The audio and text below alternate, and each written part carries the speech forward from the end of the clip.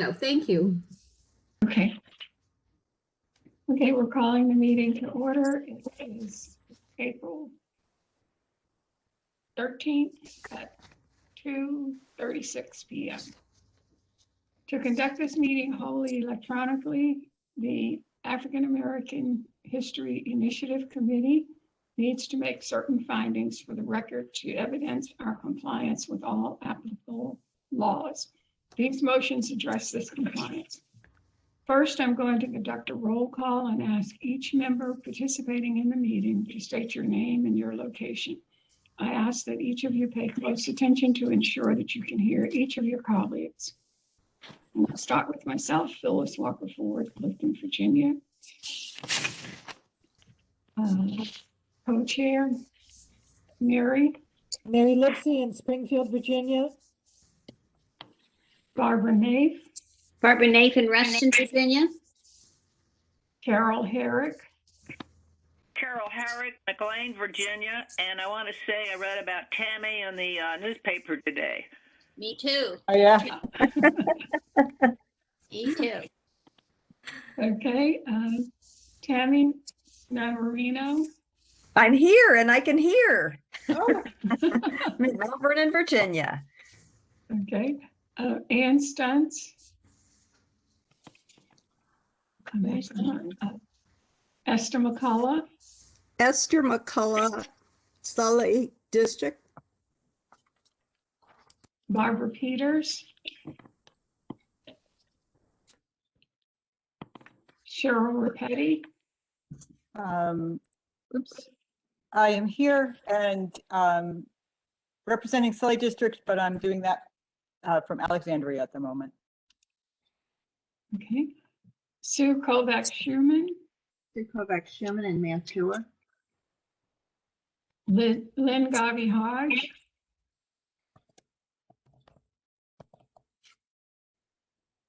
Lynn Garvey-Hodge. Okay. Liz Kroll.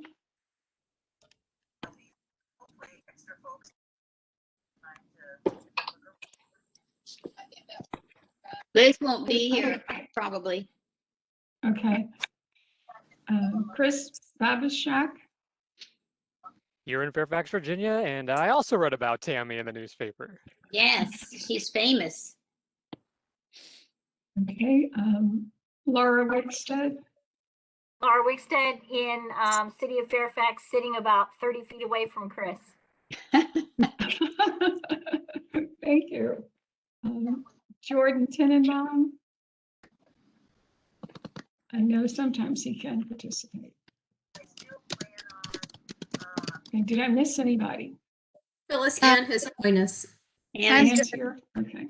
Joined. I've been wrestling with WebEx.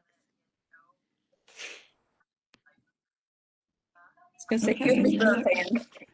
And if staff is included, Denise is here. I was just going to call your name. Okay, Denise, and what's your location? Haymarket. Okay. All right. At this point, I will pass the virtual gavel to Mary.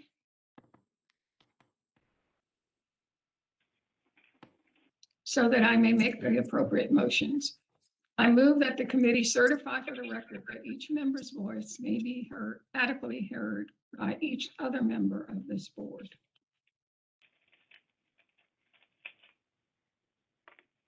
Second, this is Esther. Okay.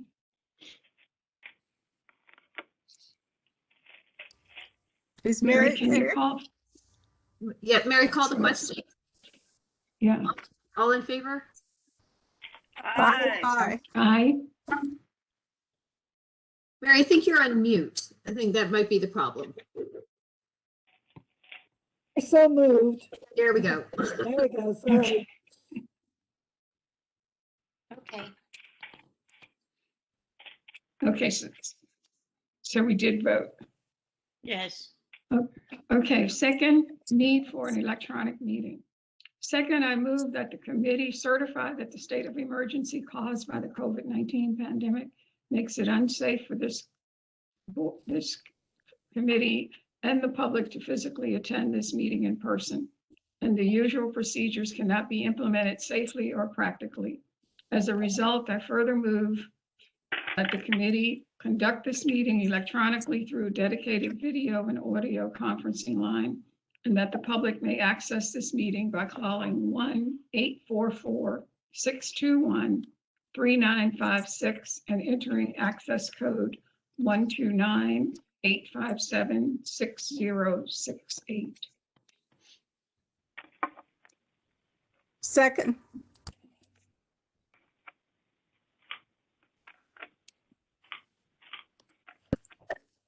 Mary, can you Okay. call the question? All in favor? Aye. Aye. Aye. I'm sorry, I'm dropping the ball here. Okay, third, need to dispense with FOIA's unusual procedures to assure continuity in government and continuity operations. Finally, I move that the committee certify that the matters on its agenda today relate to the COVID-19 emergency itself, are necessary for continuity in Fairfax County government, and/or are statutorily required or necessary to continue operations and the discharge of the committee's lawful purposes, duties, and responsibilities. Is there a Second. second? Barbara Nave seconds. Yep. Okay. All those in favor? Aye. Aye. Aye. Aye. So moved.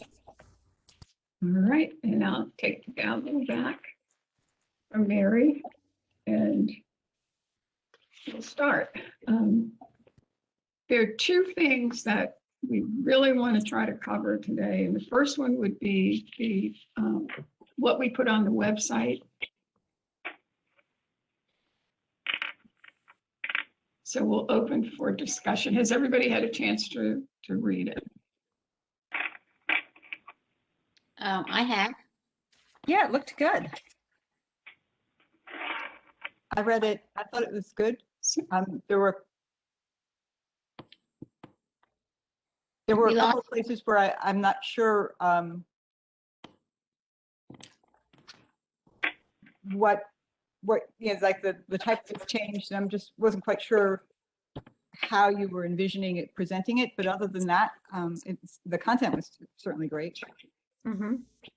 Well, and I'm just looking at the at our website as it stands right now, and I see the little shaded area where we have Confederate names, and I guess I would advocate the top part of this statement ending with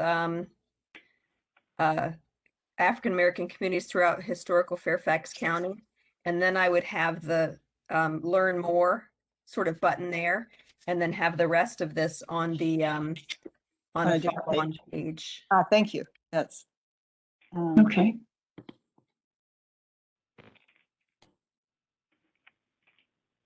Yeah, so the first, let's see, the first two sentences, I'm trying to think. Yeah, where it ends with African American communities throughout historical Fairfax County. At that point, I would break it and say learn more and go on to the next page. That's fine by me. Okay. So would it be to learn more or just learn? The way it says now on the on our current page, I think it says learn more. It's a red button and it says learn more. Okay. And then the next paragraphs would be on the next page that a committee was formed, all of the following Yeah, information. So following what the Confederate Names Committee did, the next page has sort of the whole background. And then view past committee meetings and materials. It's got a page to go that, and then to actually view the Confederate Names inventory report came later. Of course, we're not there yet. Okay, we're not Right, there. exactly. We're just Exactly. what That's, we're going to do. So I don't know. yeah. So I'd say just have that first paragraph on our main page, and then learn more, you go to a page that has just the full background with bullet points and everything. Just Okay. follow the link format. What are you looking at it on, Tammy? I'm looking at the History Commission No, webpage. what device? Is it your PC? Yeah, I'm looking at, I have a second screen. We might play around with, as we, make that decision now, but look at it in with different devices, because I'm always surprised how screwy they shouldn't be, but That's true. but I think that's a Very good good. plan. Fairfax County's website should translate to mobile pretty, I mean, that's a pretty basic requirement for IT folks to be able to do that. Yeah, I mean, you're right. Lots of amateur websites don't do it well, but they should. I mean, I've never now- actually looked at it on the mobile. like when I look at it on my okay, I'm looking at my PC, and it's got all the different things on the left-hand side called Department Resources, and that's all the blue things that you click on, and that's, if I click on Confederate names, it gives me a pretty full page of things. Mhm. It doesn't have a possibility of a learn more on Right. mine, Tammy. On the main page, not on the left side, but on the main page, scroll down, Homepage, the homepage for the History Commission. All right, Yeah. I'm here. and then scroll down in the main body of it.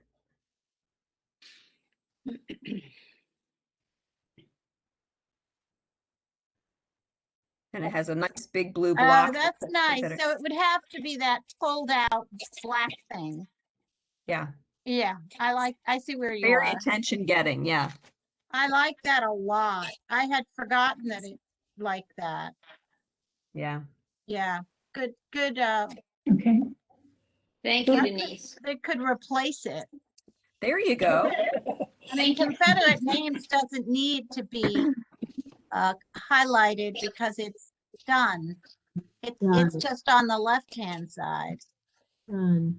Yeah, that's So what- That makes sense. The very last sentence on the, it says, when the initial inventory effort has been completed, I don't know where that's better. I'm saying aren't asking questions, is it available right now?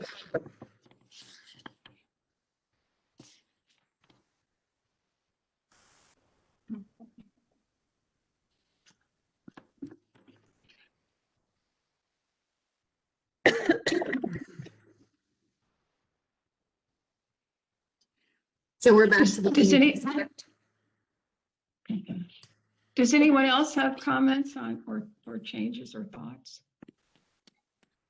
The content is fine with me. Good. Okay, then, do we need a motion to accept it with what the corrections that, or the edits that Tammy has made? This is Mary. Does anybody hear me? What? This is Mary.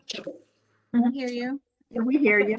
The very last sentence kind of hangs out there, and I don't know if it needs to be placed elsewhere. So if they just read the list and they go, oh, I know what this is, but it's just answering the question of when they're going to see what we're producing. We don't know. Yeah, I know. I just don't know the location No. of it. If that's a good place for it. I would think so. How about above the list, Mary, if we move it up here?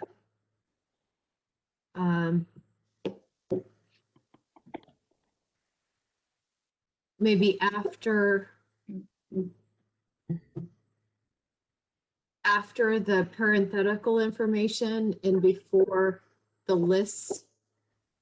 Well, then I would end that sentence with African American history, period. Then put the when that's available. And then maybe including the following underneath of that. Okay, history period. Is this Right, period? right. And then move this to after that period? Yes. Oh, I've lost it.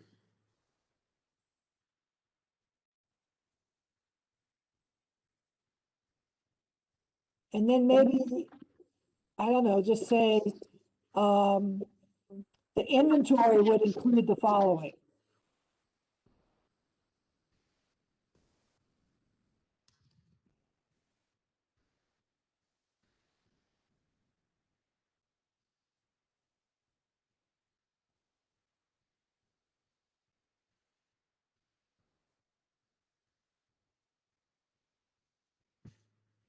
Do you want to have that as part of, have it as its own paragraph, or keep it where you just put it?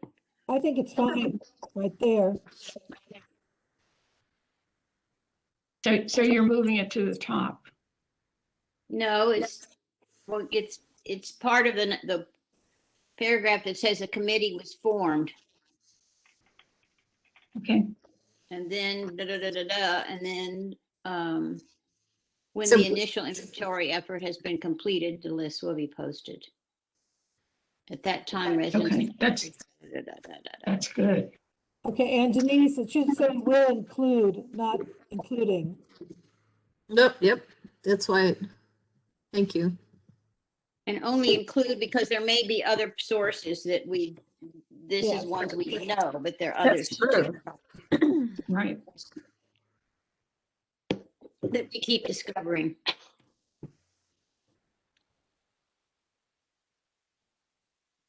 Oh, and in the top paragraph too, it says, let's see, it says, commissioners from each district would research. I think it should be will research, How about our researching? are researching. Yes, that's Start better. researching. Yeah, Right? that's good.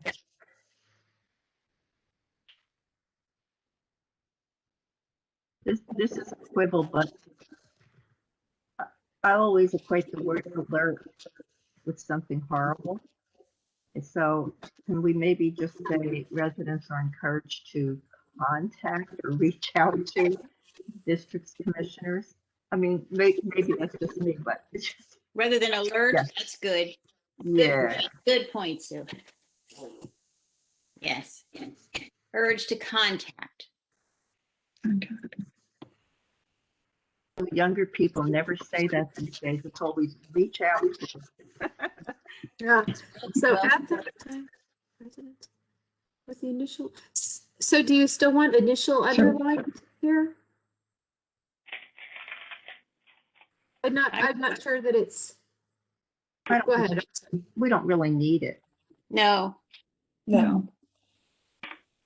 Because it's an emphasis that's not necessary. And it's never really going to be done. It's always going to be in progress. Yes. So, and also, do you not want residents to contact you now? Because it says after the initial inventory is done, then residents are encouraged. Should residents just be contacting you now? that's a good point because probably, Yes. yes, don't wait. We can Yes. you know, at that time. Just Just- eliminate it, just put residents are encouraged to contact.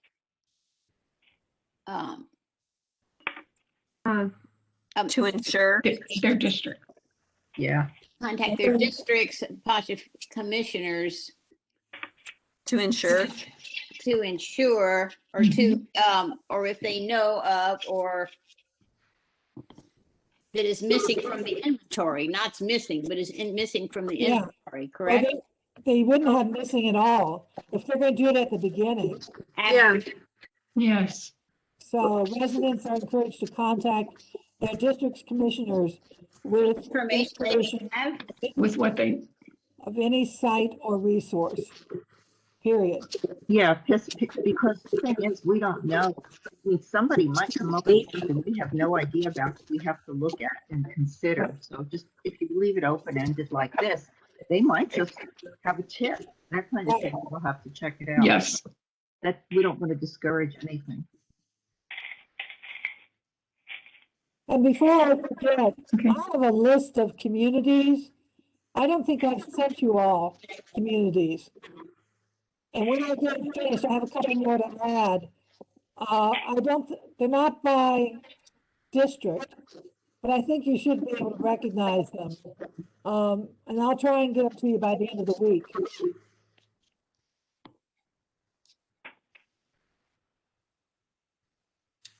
Commissioners from each district are researching and documenting. Well, we're really making a list to start, right? I don't know how you all want to define it. I'm just reading this. Yeah, drawing together. I don't know. But I think documenting includes listing. I mean, Okay. Compiling a list, compile, to document something really just sort of means to like Sources. code it. So sources of. Hey, I was thinking about what Mary just said about the communities. Did we already talk about having a share file for this group? so So, go ahead, Denise. yeah. So the county has cut off our share file usage. We only have a 30-day Right. time period that we can leave documents up That's right. in Fairfax. And they automatically are deleted. So I don't even have a choice. It just happens. We could set up like a shared, Google Drive or something like that, though. Yes, you could, and that's an alternative. 'Cause you all could- Yeah, it's always good for me. Just my inbox is a jungle, and and trying to like go back and find, you guys have sent us good things so far, and but I admit that my files are not organized on my computer, so I'm always thankful to be able to go back to the mothership, and find it. So the way that would work, it wouldn't have to be public because they're just static documents. We're not meeting about them. We're just posting them for our use that Right. we can then download. But this way, we always know we've got the most recent version. That's where you get into trouble, so much of this. We could get better at dating things, but you still don't know. I think a shared file type is great. So like a Google Drive is good. Although I usually get mixed up and I'll probably download it all to historic Vienna or something. I have problems with my Mac with getting to, I may not get them that way.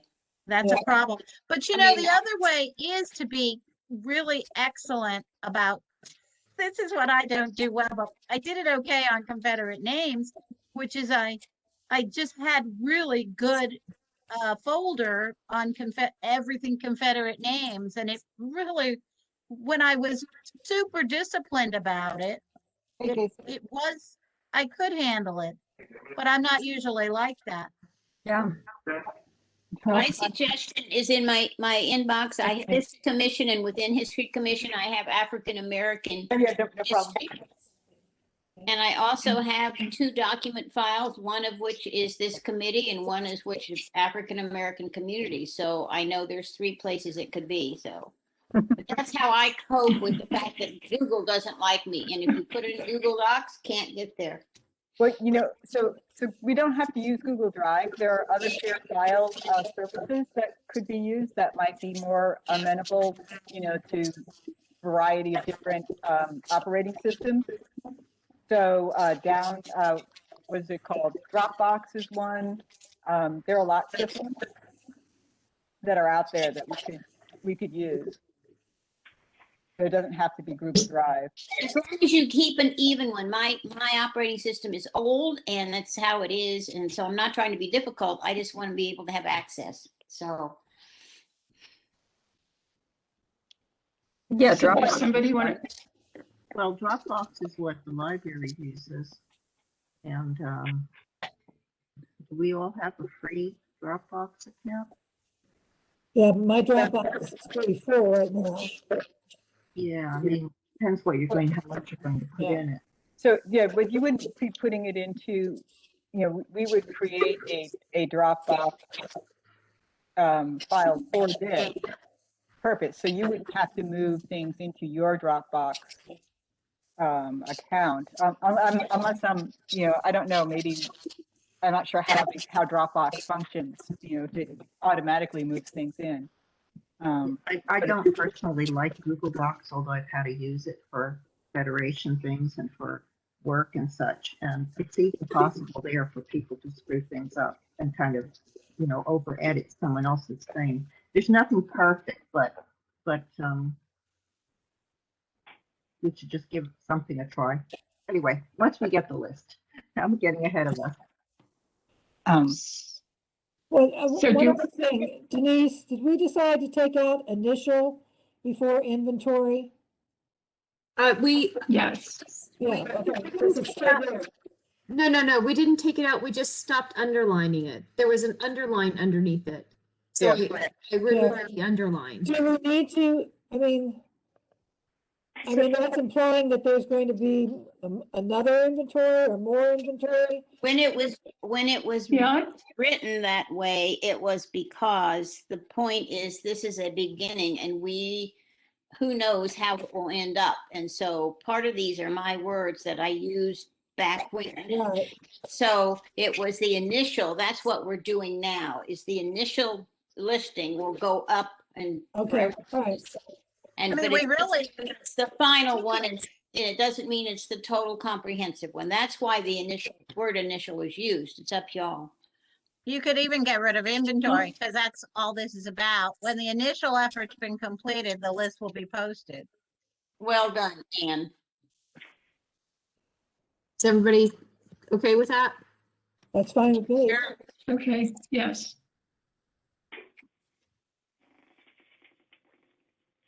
I think they want initial back Clever. in there, Denise. I'm When the sorry. initial effort, Initial does keep it- have to go back in. Yes, initial goes in. Thank you.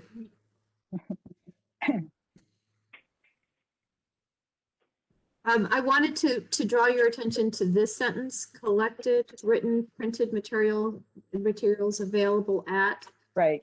I'm not quite sure what the meaning of that is. I don't know whether that they're available now or they will be available. I don't quite understand that. How about located at? Hmm? How about located at? or how about currently available at? That's what I need to know when. Yeah. You're Okay. meaning, You it's can hedge your meaning, bets by saying are or will be. The idea was this is a source these are sources that will be used in attempting to do what we're doing. But we don't want to limit it because there may be other Oh, there's- places we haven't thought about. Right. So I think that the colon there is not helpful. I guess I see what you're trying to say. So are you trying to say, that materials that were used to put this list together were found in those places? Or are you saying we're going to put something in those places? No, I'm envisioning there are resources that if they want, like the example I gave down there, the Library of Virginia has this huge source there called Unknown No Longer. And so that is a list for someone then to go to that site and find the information there. So Right. we're not listing everything that's there. We're just No, saying the Library of Virginia is a good source. Right. Well, then we should probably state it that way. The inventory will include resources gathered from or information gathered from the following. Or the idea was, there are two ideas. One is to say, these are what we're talking about. We're talking about archaeological sites. We're talking about buildings. We're talking about cemeteries, oral, everything. And so how you put that, articulate that. So what you want to say is that these are, so the inventory will include physical sites and collected written materials, including books, archival documents, manuscripts, and other documents or something like that. Yeah. The point was, yes, these are. Can Chris and Laura weigh in on this? Because they have that wonderful sources on African Americans at the Virginia Room. So how would you describe it? This is Laura. I've been thinking while you were talking. Okay. Good. Somebody needs to. Thank you. Yes.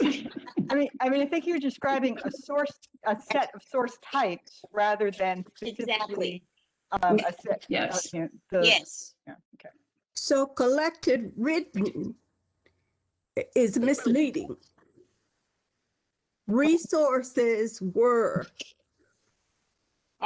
We're still going. Okay, are available at. No, that's what's misleading, Esther. We're not directing people to these locations as such. We're trying to identify that on our inventory, it will include books, or any kinds of archival materials like letters, diaries, all these kinds of documentary elements that will be listed on our inventory. And we may be gathering from these sites. Right. And we can note that these are the examples of the sites that we're going to be gathering from. Okay, well, that's some of the wording. It sounds like we gathered from,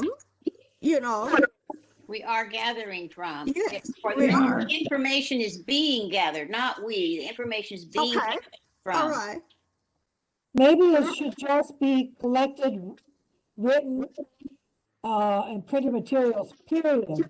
And we know, as we're doing the inventory, that we are going out to the Virginia Room, City of Fairfax, et cetera, and getting this information and labeling where it came from. Yes. So it's a broader category, but that's more for our benefit there.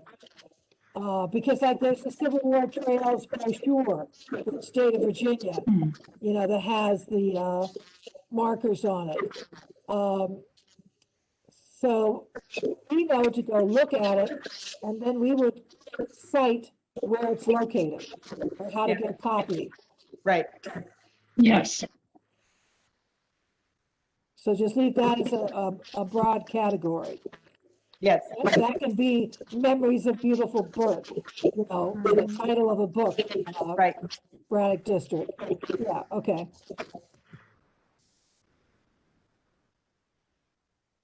I would write that just a little bit different. This is Chris. I would say, like, instead of collected, written, et cetera, et cetera, et cetera, I would say collections such as printed materials, parentheses, books, brochures, whatever, comma, photographs, comma, Oh, good. original records, Okay, great. etc. Great. That's good. Thank you. So say it again, Chris. What did I say? Books? I know. Collections such as. Such as written material, written. I don't even know if you need written. Published, Printed materials. printed, Printed materials, parentheses, books, brochures, correspondence, newspapers. I don't know if that's something you'd want to collect, but something like that. Because Yeah, so you don't. to have it as collected, it makes it sound like you're actually collecting these from the Virginia or from George Mason, and you're taking these away from them. So that's the impression. Right. Yeah, you don't want Good. All the collections. The inventory will include the following: physical sites, collections, comma, such as printed materials, books, brochures, correspondence, etc. Photographs. Maps. Yeah, that's all good stuff.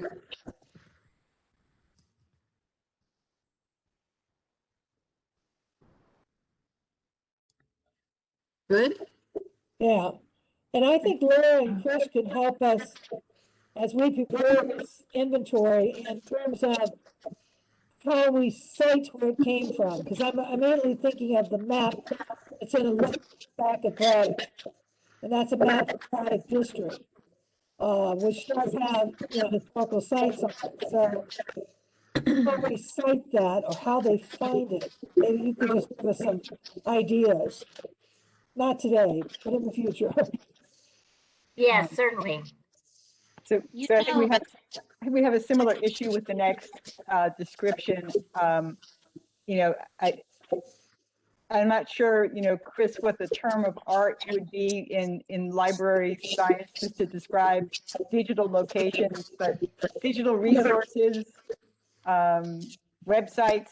I don't know how you want to describe that there. Yeah, I think digital resources is a good word to use. Okay.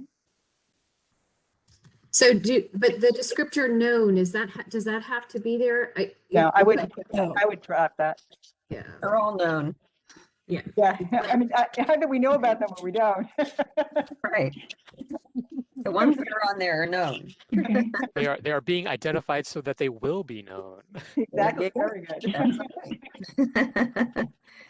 That's I don't know if we can have the example if you want, but I don't know. The other thing I've learned is if you put links in there, you should put retrieved in a such and such date. So that somebody who's reading this 10 years from now tries to go to that link and gets frustrated if it's not there anymore. So, or else we have on the inventory that all this information was gathered in the year of 2021. And so they would realize that maybe something's no longer there. Yeah, I think that's a good suggestion. And I mean, I don't know if you need that exact example, but I think you should give details like interviews, lectures, that's kind of what I think of when I think of those digital resources, story maps. Right. I think it's better to keep it broad, like categories, as Tammy was saying, rather than specific. For instance, rest in interviews. I mean, I think if you put interviews, that would be fine. Or interviews found on YouTube, story maps, the things that we only find digitally and we can't find other places. I think that's important. Remember, again, the core of this was what we, the Confederate Names Committee, was presenting to the History Commission with you to have the commission as a whole, as October, vote for this. And so the focus was a little different and the examples and all were appropriate for that, but we're changing the purpose to a public forum here. And so I would agree. Sure. Yeah, I'm thinking about what it's going to look like on the website when people Absolutely. Yeah, absolutely agree. And then paralleling off the first two, the physical sites, which has examples listed, but general, broad, and then the collections, which has, again, just general, broad examples. Right. I would say probably go that way for the digital resources if you wanted to say anything else. No, I think that's fine. You don't need. That's good. Yes, agree. Get the websites, YouTube, story maps. Yeah, interviews, lectures, live streams. I don't know if you can capture live streams. Well, I was going to say, what do you call it after it's done? It's a recording. It's a lecture, I guess, or an interview. Well, Good heavens, it's like I think it's fine. Yeah, that's good. It's like virtual conferences. I mean, in the year this year we have all kinds of things that are literally, academic presentations, and they're an hour long or so. Information, yes, tons of digital resources now. That's good, right? And then oral histories, which could be printed or digital. Right. Yes. Church and school histories, the same. Roadside. When I've been researching these church cemeteries and all, I'm amazed at the history that I found, like Mount Zoar out on Braddock Road has its history, and I've forgotten what others. So that's why I added that, just for my sake, as I'm making a list to see if I can find, online or published church. And of course, Jeff Clark has done a wonderful job doing the school histories. Mhm. But you're right that the churches have done a phenomenal job in local communities of documenting this. Excuse me, can we mute when we're not talking? There's a real garble. I'm having a hard time hearing. That could be, yeah. Absolutely. Does the, when Jeff does his, videos, does he follow that up with written, or do we know? Because, of course, one of the issues with videos is they are not always footnoted. So, we're obviously going to be giving them a big lot of information here, but, school and church histories on websites are also need follow-up. I mean, it's not, all I'm saying is it's my normal skepticism of anything without footnotes and indexes, because I just never count it as anything real. But it doesn't mean it doesn't go here. It's just we need to always remember its limitations of the medium. I'll mute myself for you, Esther. Right. It's kind of like an oral history. An oral history isn't footnoted, so a video is of that similar. Some things just can't be noted. That's just the way it is. Well, and remember what we're doing. We are attempting to identify. This is a beginning of this. We're identifying and providing the list, the names, the places of that where African American history in one form or another is noted, so that we can put it into the full Fairfax County history. So it's not really an academic paper. It's an information gathering effort. Because the resources might not be there already. That's why we're doing it. Right. Well, in that vein, where do we put things like historical newspapers, property records, census, things like that in this kind of list? I think it would go in with printed materials. I think we also need to somehow have those county-wide resources somehow. I mean, if they're going to be looking per district, like the slave inventory database, Edith Sprouse collective biography from 1860, maps, etc. To take them one step beyond this, and maybe that should be an additional add-on, or just, county, state. I mean, I was amazed at the Library of Virginia site. So that is not really a county resource, but a state resource. So, and one of us doing our district is not going to be finding that. So somehow we've got to, at least I feel like we should provide that information too as we go along. Like the contraband camps and that Ron, I've forgotten his last name, who's done a wonderful thing on the contraband camps. Anyway, so that's my opinion. I don't know where it fits, or we put it in a different layer in a different year, but we should hold on to the information as we find it now.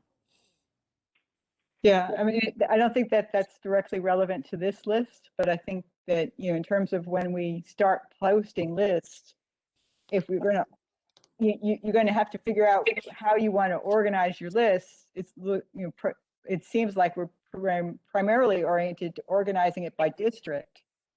But then there could be, we'll have 10 lists or whatever each, for each magisterial district, and then there could be an 11th list for state and county-wide resources.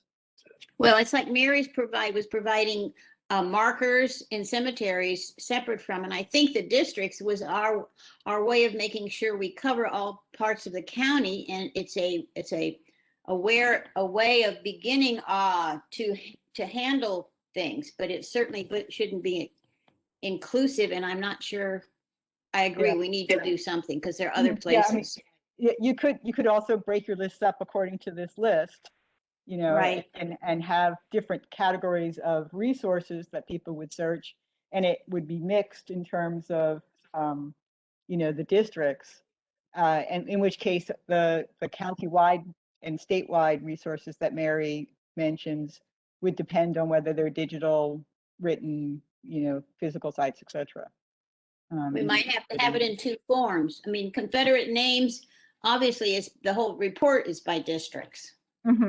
Yeah. So I I think it's important to have somehow that they can go to their districts or their neighborhoods in quotes, but not to thereby limit other resources.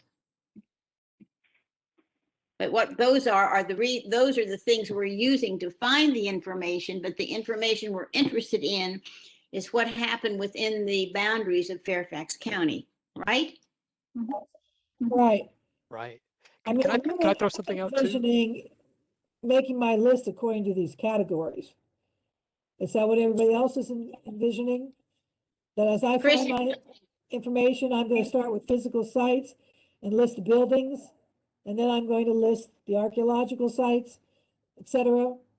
Or are we just making a list and then identifying it as a physical site? How are we? Chris has something to say. Yeah.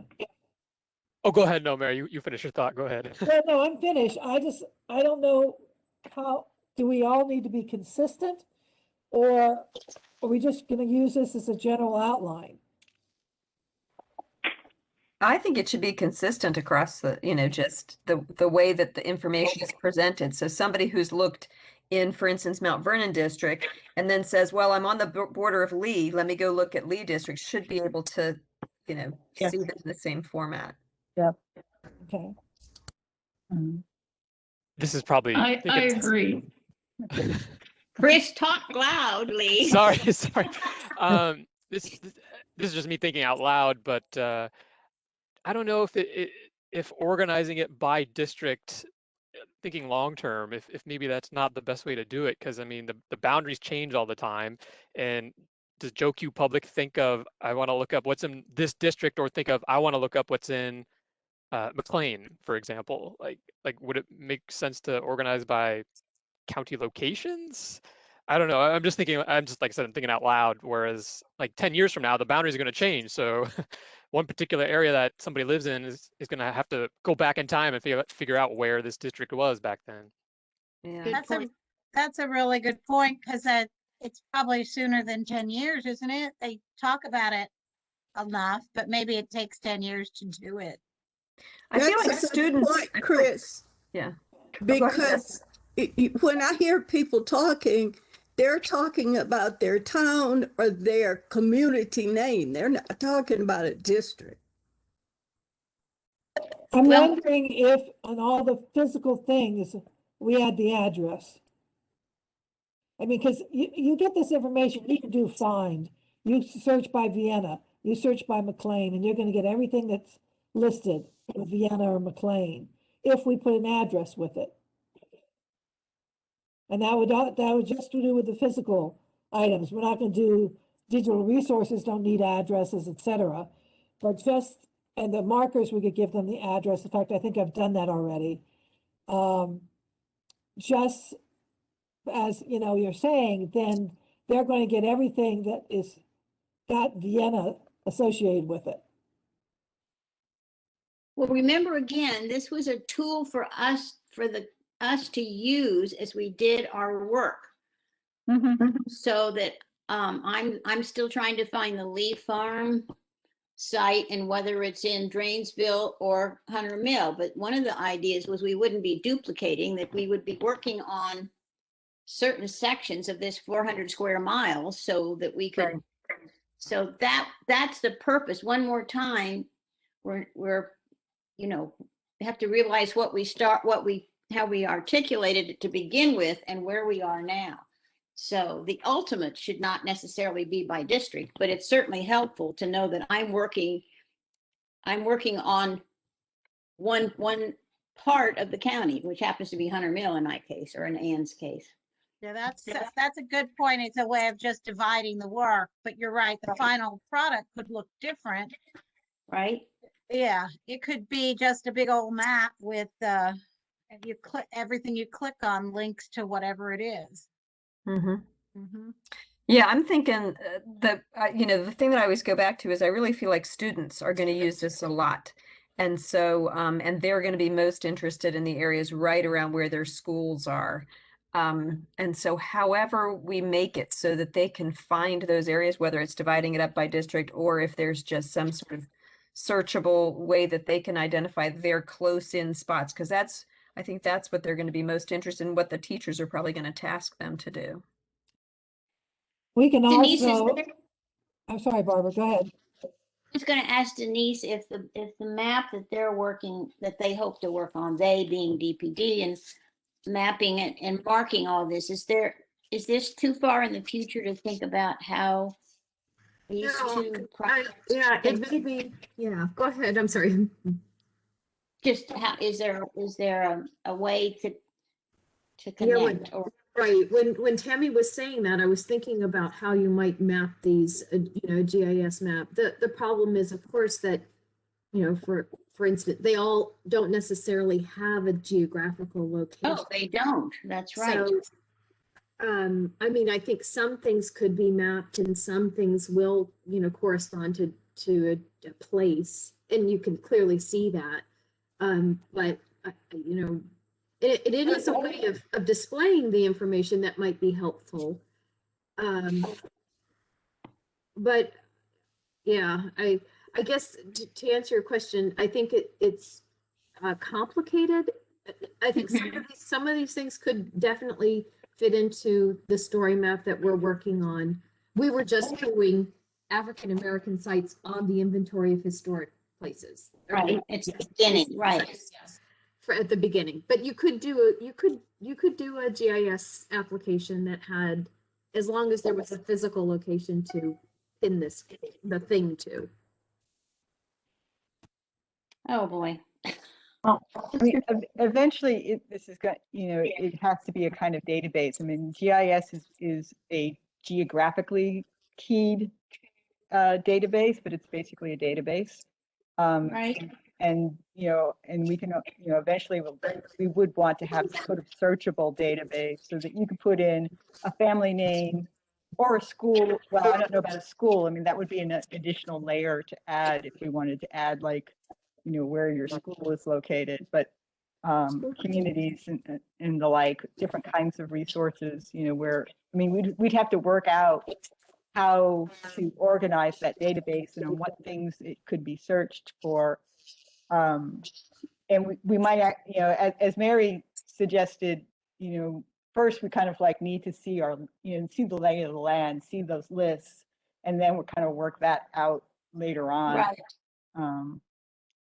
But we do probably want to start with some kind of general sense of a template to organize the information that we're gathering right now.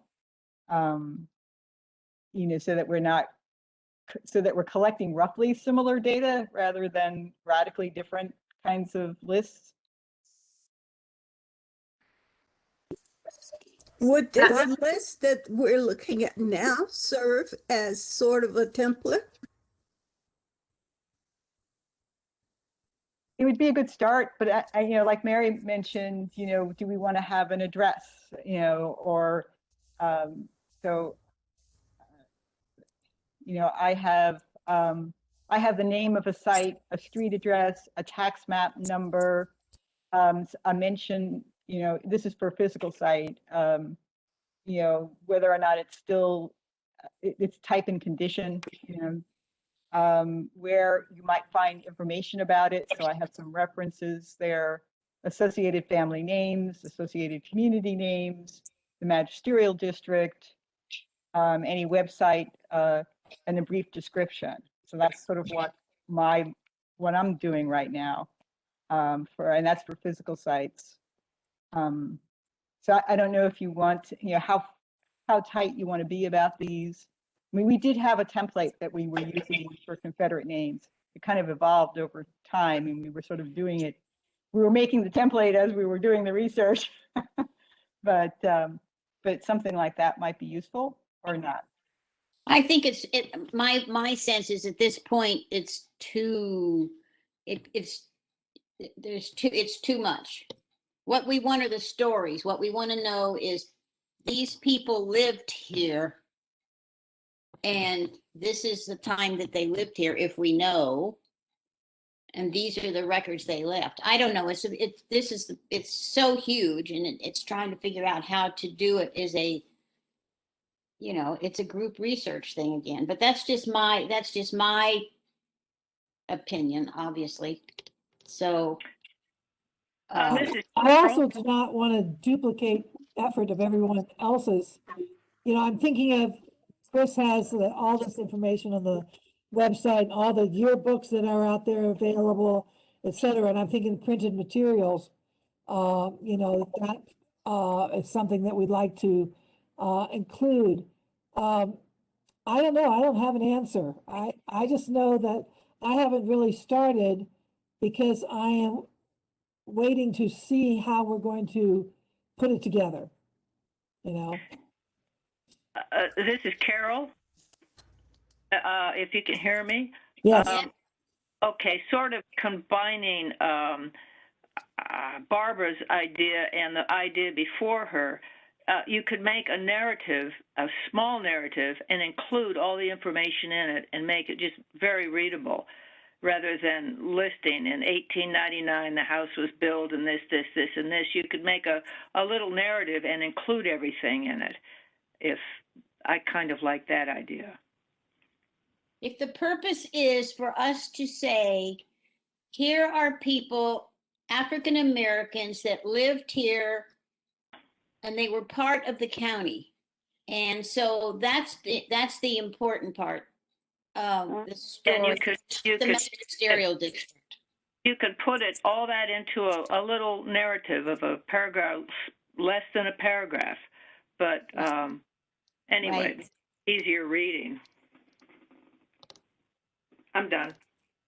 Well, but what I think of is what I sent to some of you that I found in this Restonian magazine from 1968. And it is about Cooktown that I didn't know anything about. Carol did, in northeast corner of Herndon.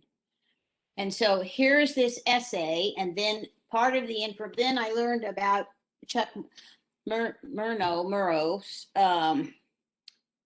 his article, and in the history of Herndon, he has a whole thing about Cooktown. It's a place. So it would work in a paragraph, which is how it was presented. That would be perfect for a paragraph. Mm-hmm. So when did you send that? I didn't send it to you, Esther, yet. I just sent it to Phyllis. I mailed it to Phyllis, and I mailed it to Carol because it's in Drainsville District.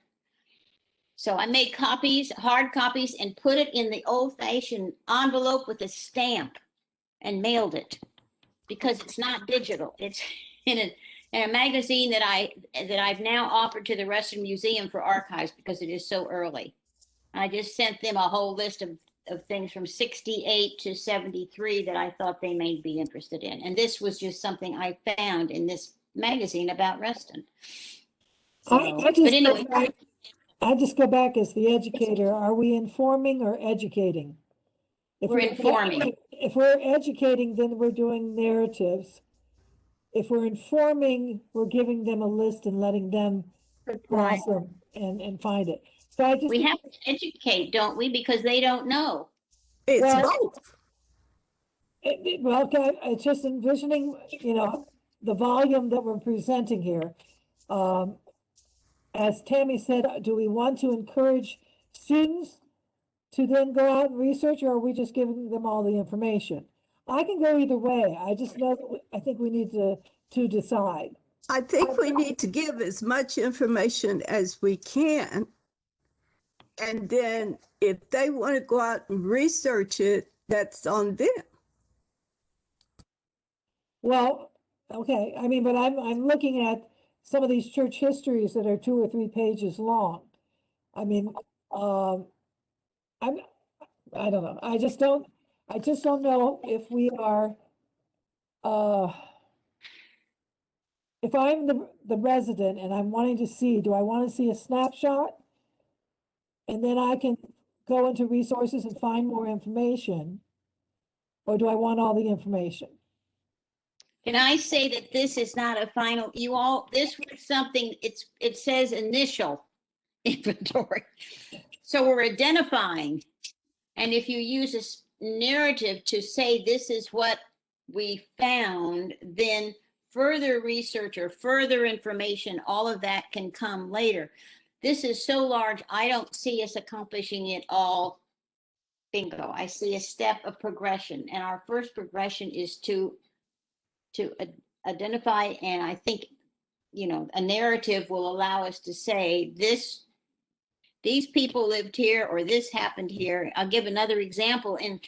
In the Sully, I was looking in the Sully book for something else, and here talks about a quote that Sully produces 10 to 15 Negroes a year, meaning they were selling them. Obviously, they were part of this big push to go to the South. And then there's another one where they're advertised that, and the statement is, I don't have that page yet because I couldn't find it today, talking about how many they wanted to sell because they were having a difficult time. That's in the Sully book about Sully. That's important to know, but it's part of the story of Sully, obviously, only. And it might not be in the other story. Right, exactly, Esther. So working up a template is going to be useful, but then there might be more to expound on in your area. So when you talk about, Mary, a 5-page church narrative or history that they have kept, we have a long one. But it seems every time we had an event, it got shortened. So it can get shortened to a paragraph, and then the person can go to the place and see the rest of it. Right. So we're educating as well as informing. It is fine by me. I just want to be consistent, and I want it to be something that people find valuable. That's it. I just think, if poor little Braddock district has only been around since the 1970s, but we have a lot here, but not a whole lot. And, if some people are going to say, well, Braddock district didn't do their job because these others have all this information, or what? I know we're not in competition, and I just, working with 7th graders, I just knew I had to be very specific on exactly what I want of every 7th grader. And so that's why I'm asking this. We present what we find. Okay. All right. It's not going to be even keel in all districts. Right. We're discovering, this is a journey of discovery for many people, and that's what we're saying to, I hope, as a result of this. Well, Denise, I know you put the Confederate names together as a final document. How do you see us giving you the information? Hi, sorry. I hear the conversation, and I know what you all are grappling with. My understanding was that this was going to be literally an inventory, that maybe let's call it an annotated inventory. So there was enough information for you to understand what the resource might contain, and what the resource was about, but not so much as, I would say probably 2 sentences, maybe 3 tops, because there is so much information that you all are talking about. But I also see the value in having a little bit more information. So the Confederate names inventory, I thought had just a ton of information. And I know that whenever I'm in a meeting and somebody references it, they always say, go and read it, because you're going to read Fairfax County history. So are you compiling Fairfax County history, or are you compiling essentially a finding aid for Fairfax County history? And that's a decision that you all have to make. You know, how much time do you want to spend, and what does this tool function as? Is it a finding aid, or do you want to provide a small snippet of the history of Fairfax County? You use great words. You use annotated inventory and finding aid, and I think that helps me. That really helps. You know, one thing, just to give a shout out for Carol and her wonderful list of oral histories that she did for the 275th. It is, it's a good, I think I would call that a finding aid, because Carol, you've got a paragraph on, it's not just saying these are the names of the people all over the county that we have oral histories of. It's saying this one covers Mary Lipsey, who was a teacher and who talks about X, Y, and Z. So that's a reasonable model to consider as well. If you have a look at that, it's kind of cool. It's a ton of information, but that's a good way to couch it, Denise. I like that. I do too. I paid her for that, by the way.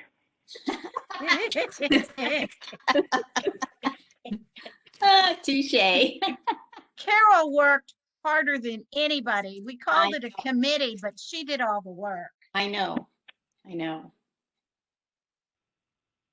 So do we want to give this thought and come back to the next meeting with, or do we have some idea how we want to go from here?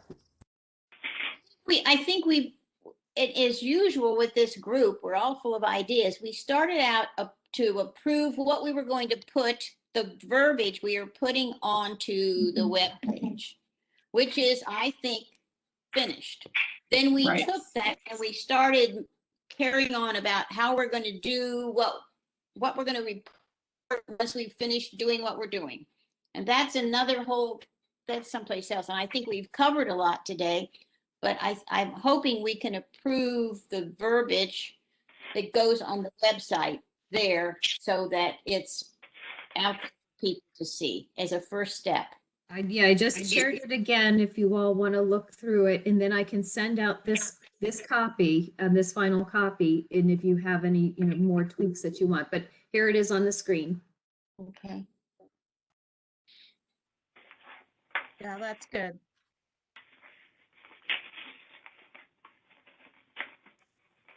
I move that we accept it. It's Mary. I'll second it. I second. Any discussion? Not anymore. Everybody ready to vote? All in favor? Aye. Aye. Aye. Okay. I think the ayes carry it. Ayes have it. Yep. Okay. Okay, and I can send this out to the committee if you'd like, Phyllis and Mary, or I can just send it to you and you can send it to the committee, whichever you'd like. Either one. Send it out to Either everybody. one. Yeah. Okay, and then somebody needs to get it to the webmaster, to Thomas, to make that change. That's my job. Okay, Cheryl. all right. Okay.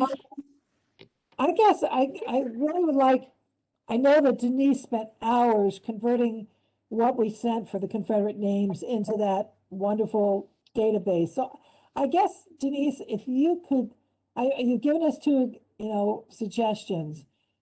I just feel like if you could be a little bit more specific as to, as I start writing, do you want me to do it in columns? Do you want me to just in paragraph form? Not you particularly, but for the group, or is it something that I can just list, you know, the name of the house, the street address, when it was built, who lived there. I guess that's, you know, in bullet form. I guess that's what I want to see, so that I know that when I hand it over to you or whoever's going to put it all together, they're not having to redo it. They're, you know, it's in the format that that will be, you know, a final thing for the residents to see. Does that make sense? Yes, it does. Thanks, Mary. Yeah, and I appreciate your question. And I think that I think that speaks to what you all have been talking about as far as a template.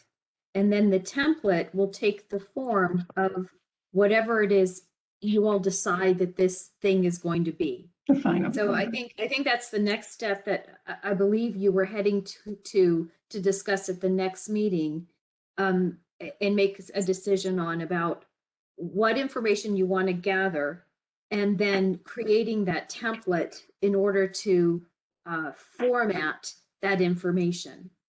And I'm happy to do the larger format, or I'm happy to do the smaller format. I think it's going to be me. I'm not sure, or whoever's going to be, you know, I would think that whoever is going to be putting this together would want it consistent. And it's just sort of a fillable form. So, and of course, not all the blanks are going to be filled out. We found that, you know, there are blanks, and it's not unheard of not to have information about every piece of information about every resource. But if we could get a standardized format so that everybody is collecting essentially the same information for each thing that you're reporting on, it made a lot of sense, and it made things easier. Yeah.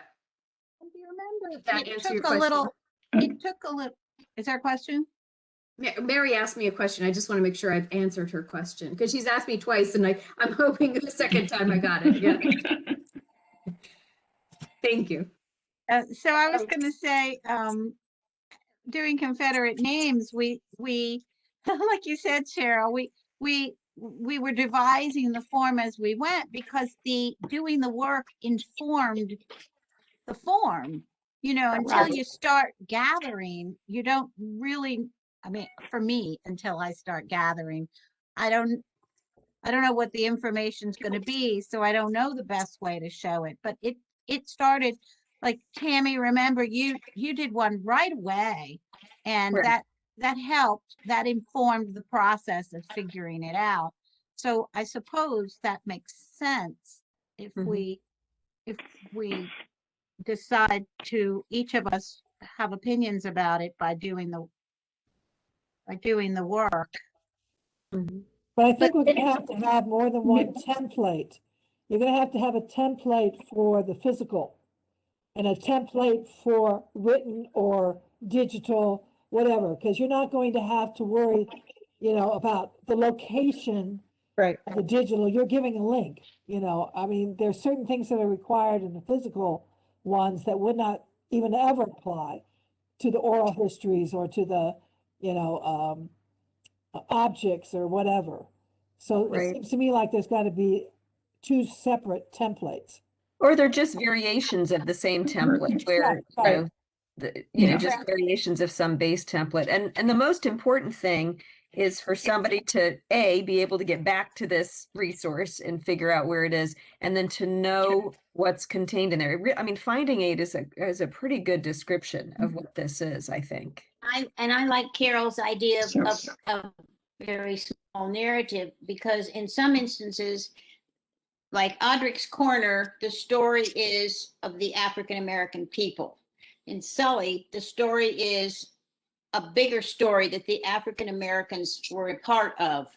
So that's different. That's different. I mean, I may be getting too involved, but I agree. It has to be.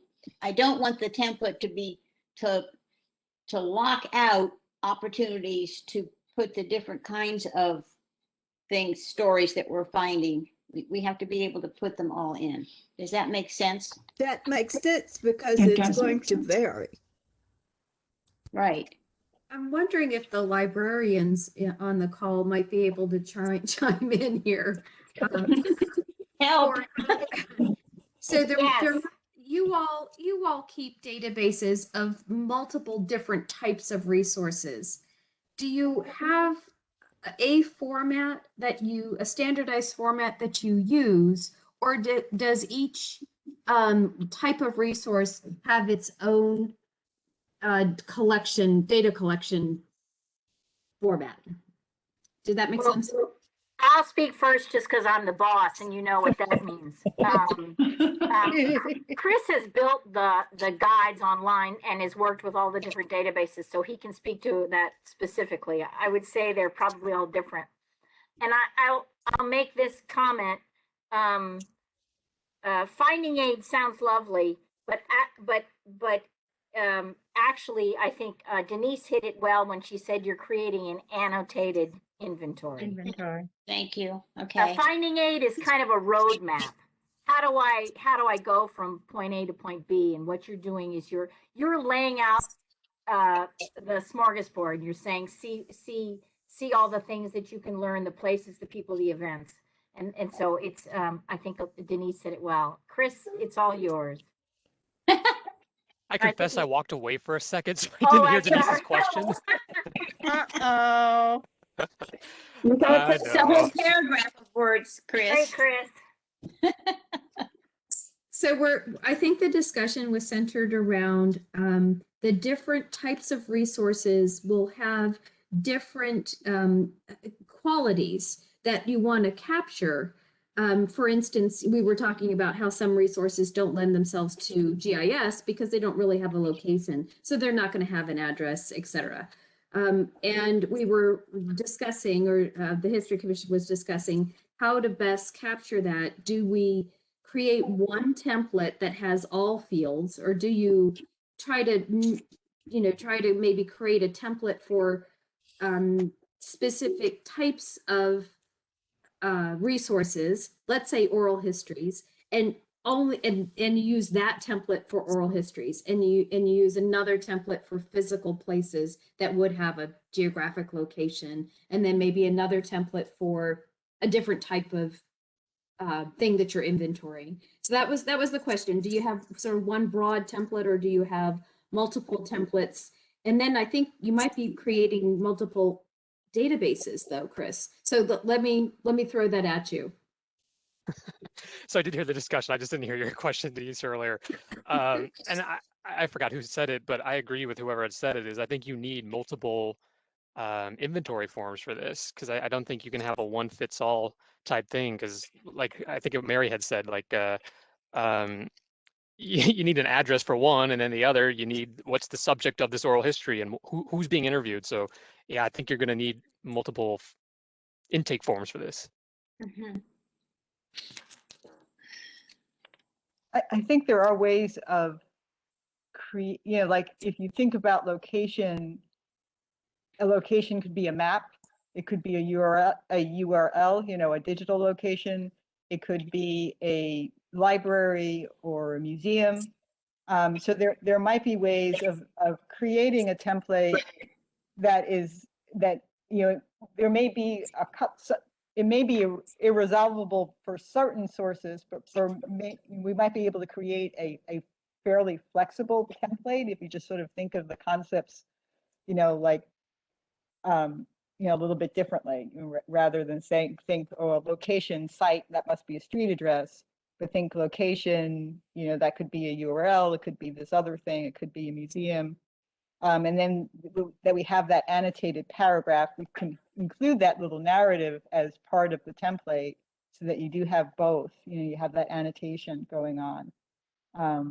But the fields are useful in terms of both being consistent about what we're collecting, and also in terms of having people located and ask different questions of the inventory and find the information that they're trying to look for.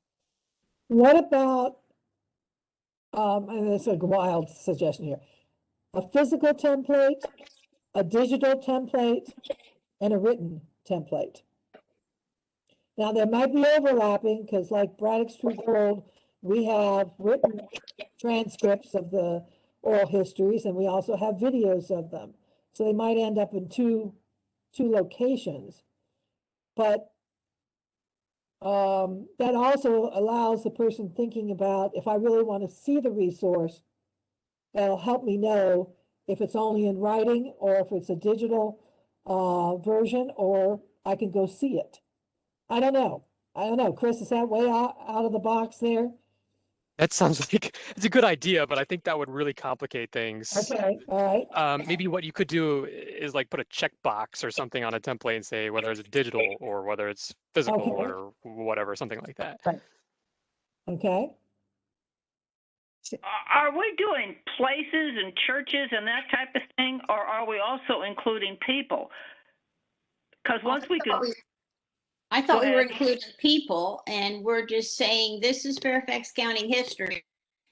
And these, yes, I've thought of the people. But that's my perspective. But Because yes, I so thought just- we were I doing. think- Because I thought we were identifying places and churches and maybe places where people lived and talk about the people there. But Right. I haven't focused that we're doing people per se. Well, if you do oral histories, you're doing people.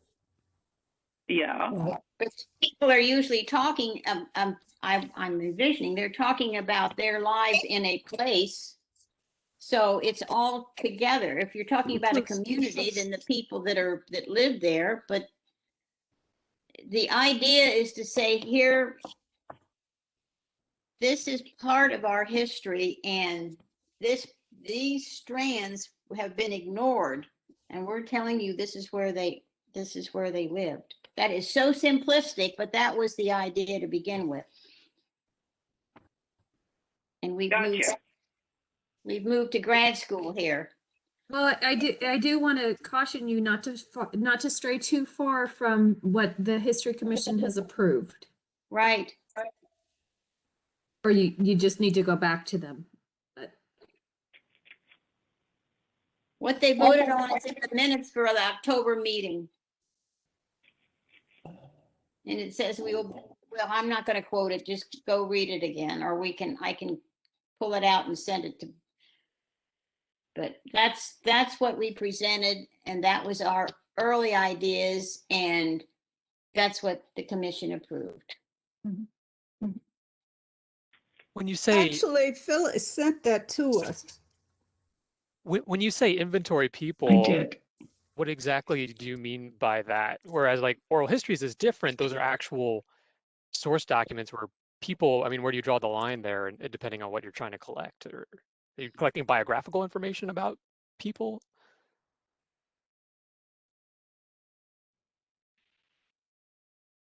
We're collecting information that hasn't been in the history books.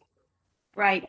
So I think we're complicating it by saying what to put in it and what not to put in it. I know we have to limit. I know we have to have some parameters, but it's almost like we need to get started and then figure out, kind of like you did the Confederate now. The idea was that there's history already collected out there. We just didn't know where it was or what it was. And I think that's why we had the word inventory, because we're going to the districts and looking at what do you have in your district that is African American history, in that district that has been stored or located. I guess that's what I thought we were doing. And when we threw in the people, I'm confused, but I'm confused anyway. I'm confused too, Carol. I'm with you. Because we knew that there had been collections of oral histories done in different places. So just knowing that Carol's 275th document that she created with the listing of these oral histories, that's one thing. A church history in another location would be another thing. But the basic idea was that there's African American history that's been documented but the county doesn't really know about it. And so doing an inventory and making that inventory available would give people a place to go look and learn some of this history. I guess Right. what I was confused on, I guess, was when you say inventorying people, are you, so you're inventorying places, you know, like historic buildings and things like that, but are you, and I know it's not on the list that was just voted in and approved, but when you say people, I'm thinking like, oh, you're going to create a form and say, this person was notable to Fairfax County's history and add it like that. That's what I was thinking when you say people. That's why I was confused. No, Yeah, I think Phyllis defined Okay. what our intent was, and that's correct. And we're making it more complicated, or we're going to different levels. I'm going back to what our initial idea was, and once we've accomplished that, then what we do next is that's another thing. This is simply saying, here are these resources, and here's what the resources are, and we want them to be available so that the public can see them. Is that right? Yes. Yeah, I think of it as being what is on display and what can people see, you know, and that's the markers and the communities and the schools, the churches, whether they exist or not, that we know of easily, you know, and I think at one time we said we could always go further from the inventory and encourage, as Tammy was saying, encourage students to write essays or stories or encourage markers or whatever about what they find on the inventory. Right. And remember, in a way, That's if Denise, if the grants come through, there's a whole list of sites or communities that will be researched. We're yes, an annotated inventory. We're just saying, here's what we found. So Yes. I'm trying to simplify it and get it back down here, and not this huge thing, because I think that's how we're able to accomplish and produce something. And Sue and I met with virtually R.A. Callender from Supervisor Palachek's office, and he is gotten together with county teachers, etc., to have a historical marker contest, hopefully starting in the spring of January 2022, and also with the aim of putting markers into the ground that talks about our diverse population, okay? And so, you know, it would be wonderful to have this inventory, and, you know, a young student looks and says, well, hey, I live near this place called Oak Grove, but I don't know anything about it. I want to write a marker about Oak Grove and about the people who live there, etc. So, you know, we have a way of communicating this information to people, which I'm learning just doing what little research I've been doing on the cemeteries and stuff of some of these communities I've never heard of, and gathering information. So it's sparking my interest, which is the way I look at this inventory too. It's getting people interested and saying, hey, I really want to, you know, have a marker, or I would love to have somebody to write an essay about this, or a newspaper article, or whatever, you know, about this. That's just my opinion, and I'm sticking to it. Well, and it's not, I don't see what we're doing as comprehensive. I see, that's why the word initial is there. It's a beginning, because it's a beginning. Comprehensive, that's wonderful, but I don't know that I don't envision us achieving that this first cycle.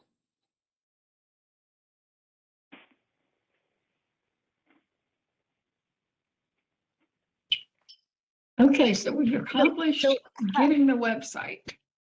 And so for our next meeting, How about if I draft, and I put in big bold letters, draft a template?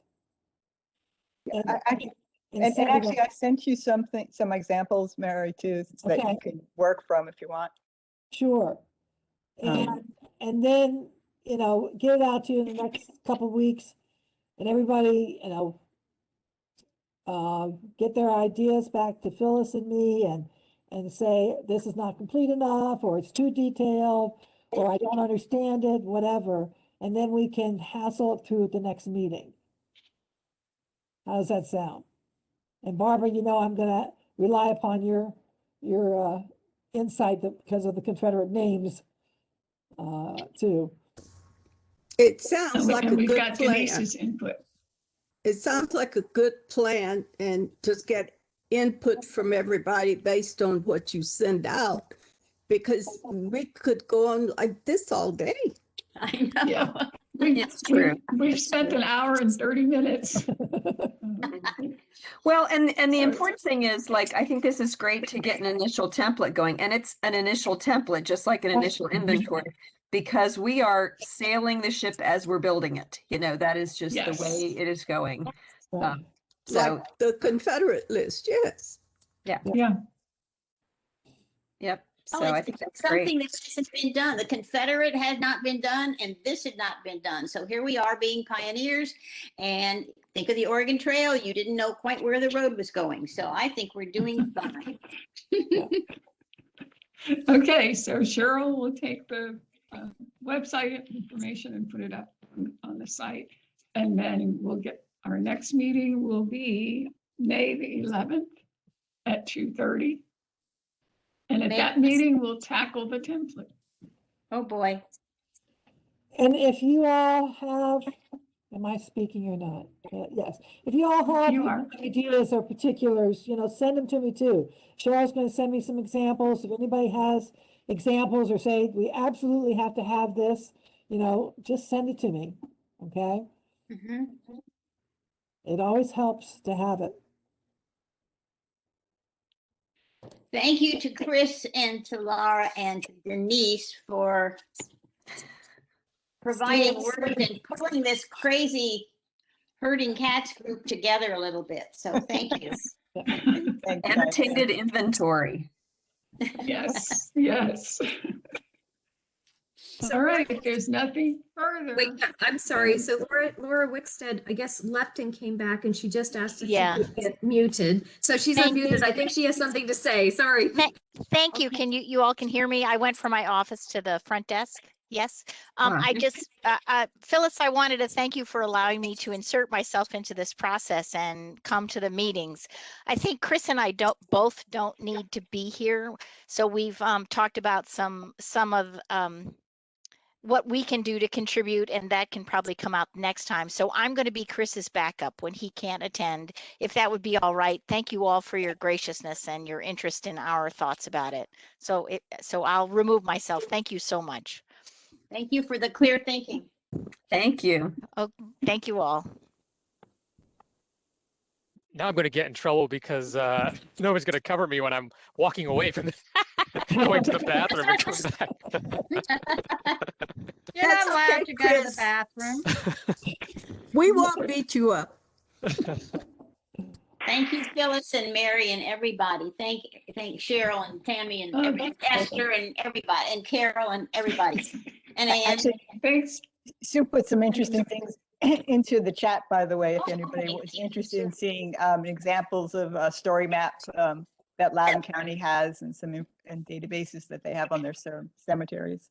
Thank you. And I did that just because I think we should put as much information on an address as we know, even if we don't have that GIS, because ultimately we want this to be something used by the public, not just a big thing for researchers. So they're just do it. That's correct. Put it in there. Yes. Yeah, I don't know what DPZ is doing, but I imagine it's something like this ArcGIS that Loudoun County did. That took a long time to build. Yep. Yeah, I figured that was and I've done story maps. They're not fun. It's a lot of work, but yeah, thank you. Thank you, Chris. And Sue, for listening. Yeah, how do we get the, Sending information in order to actually go to these sites. I am copying, and then after sign off, I'll paste into something like Word. So I would suggest that, because you're going to lose it once we go off this meeting. Right.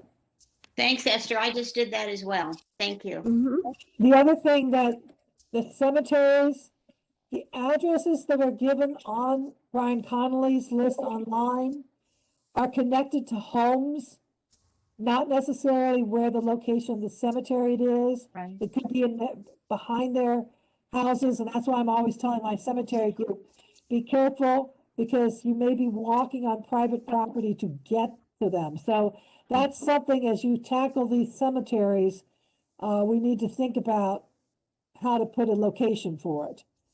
That's a really good point. We, like even something like the little library at the Freeman store is always just the Freeman store address.